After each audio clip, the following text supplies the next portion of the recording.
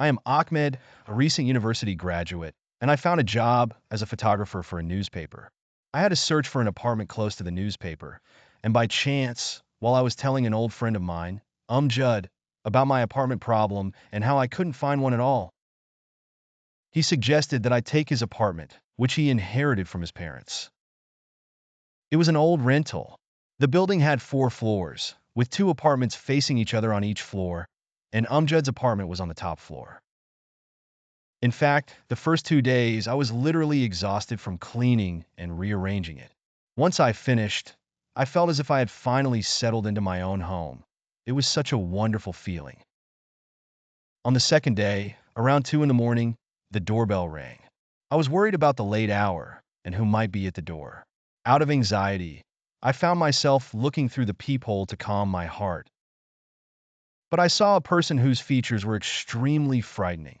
Tall and bald, with one eye white and the other normal, elderly, and a long white beard. I hesitated to open the door, but in the end I did. I found him returning to his apartment, as I thought he might be my neighbor in the opposite apartment. Raising my voice, I said, "Sir, I apologize for taking so long to respond. How can I help you? Tell me what you need." But he didn't answer a single word. He entered his apartment and shut the door. As soon as I got back to my bed to continue sleeping, I heard a noise coming from the kitchen, as if something had fallen to the ground. I hurried to see what was happening, and before I could reach to turn on the kitchen light, I heard moans and someone calling my name. My whole body trembled, and as soon as I managed to turn on the light, I saw a strange man lying on the floor, slaughtered, with his hand on his neck and blood flowing between his fingers, while the other hand was trying to grab me. I froze in place, while he struggled to stand on his feet and tried to catch me. The lights went out, and I felt his hand on my neck. It was cold as ice and sticky.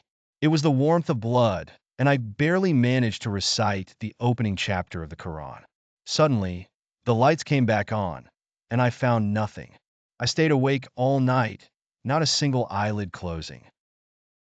The next day, I went to work early, but exhaustion was evident on my face. Everyone who asked me, "Ahmed, what's wrong with you?" I replied, "Just tired." Even my direct manager allowed me to go home and come back early the next day to finish what I had missed. I returned to the apartment and saw the strangely shaped man opening his apartment door with black garbage bags in his hand. I told him, "Sir, I'm really sorry for taking so long to respond last night, but Before I could finish, he said, "If you saw me," and entered his apartment, shutting the door in my face again. I longed for sleep, but I was also afraid of him. I turned on all the lights in the apartment and sat thinking and thinking, and finally, out of sheer exhaustion, I dozed off. At 1 o'clock, I heard a loud sound of water coming from the bathroom.